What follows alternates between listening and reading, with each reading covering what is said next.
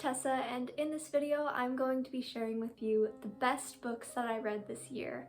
I have 5 for you guys today, and although I did read more very fantastic books, these just really stood out to me in a very wonderful way. So I have talked about most of these books a lot already on this channel, but I think out of all the booktubers out there, I don't really read that much. I'm really just here to geek out. So if you have seen these books featured on any of my other videos, yeah, that's bound to happen. But these are just really, really good books, and I just really highly recommend them all. I'm not going to rank them because that would be so hard to do. If I made this list right, I think that these books are in the order that I read them. So first we have Harry Potter and the Deathly Hallows. This was my first year reading through the Harry Potter series, and let me just say that the Deathly Hallows is, I think, the best ending I could possibly ask for the Harry Potter series. It wasn't perfect, but honestly, it got pretty close, let me tell you that. This whole book, and especially the last quote, I really love the last quote, but the whole book just left me feeling very satisfied, and I was really happy about that, because if it had ended any other way than the Deathly Hallows, I would be very heartbroken. Yes, my 2 favorite characters died, and yes, they were off-screened, but other than that, it was really good. So next we have Book of a Thousand Days by Shannon Hale, and I actually didn't finish this one the first time that I read it. But then when lockdown came, I didn't really have much to do and I couldn't go to the library to get any more books. So I was kind of stuck reading the books that I already had. And so I picked this one up again, and oh my gosh, I am so glad that I did, because this book is a masterpiece. Oh my gosh, it is just so beautifully written. It is so aesthetic. It's so beautiful. And I just love this one so much. This one is such an inspiration for writers. I want to give you an example of the writing in here. I actually wrote this down in my commonplace because I don't want to look through here for this one quote that is like 1 sentence long. She looks at the whole world as though it crouches over, ready to pounce.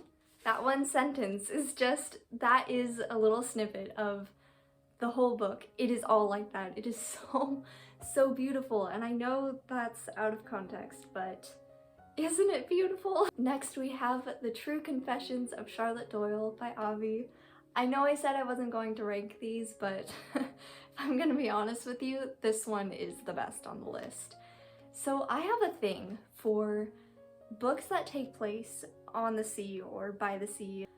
I don't know what it is about those kinds of stories, but I love them so much without fail, and this one was actually really good, and it was one of those stories, so I loved it even more. This one, I am so happy that I read this one. It is by Avi, and my favorite part about this book is the plot twist. It is so good. All of the plot twists, I was literally like jumping up and down because the plot twists were so good.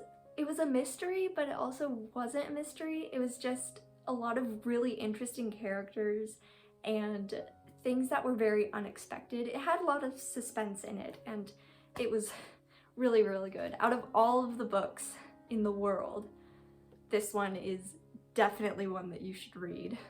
So one book that was an unexpected favorite of mine was The Giver by Lois Lowery.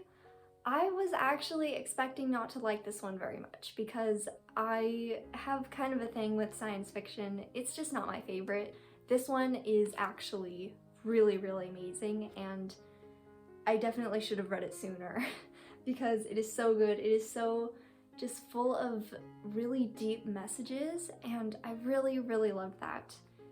And I actually used this book for a high school project. It was my first like high school project ever, and it just made it like 10 times better because I actually thought about the story, and it's really good. It's, again, very interesting characters. It's just very well written. It's very high quality. If you like dystopian, I would recommend this one, and if you don't like dystopian, I would still recommend it because it's just really, really well written. So lastly is a book that I read quite recently. It is The Princess Bride by William Goldman, and this was one of those books where when you read this book, time didn't exist. It was really, really good. It was hilarious.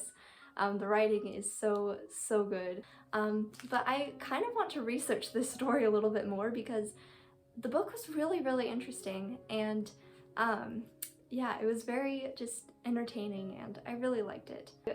So the book is a lot less popular than the movie is. Of course, the movie is a classic, and if you haven't read it yet, what are you doing watching this little YouTube video? Go watch The Princess Bride. But I was actually very surprised because the book is a lot like the movie, or I guess the movie is a lot like the book.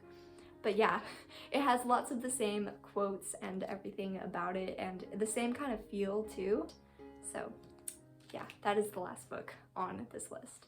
Honestly, all of these books this year were just such a blessing. I think that they made my year a lot better, and I just love reading. It's one of my favorite things to do. Regarding the upcoming year, both the book side of it and the real life side of it, I honestly don't know what's going to happen, but one can hope, and that is certainly what I intend to do.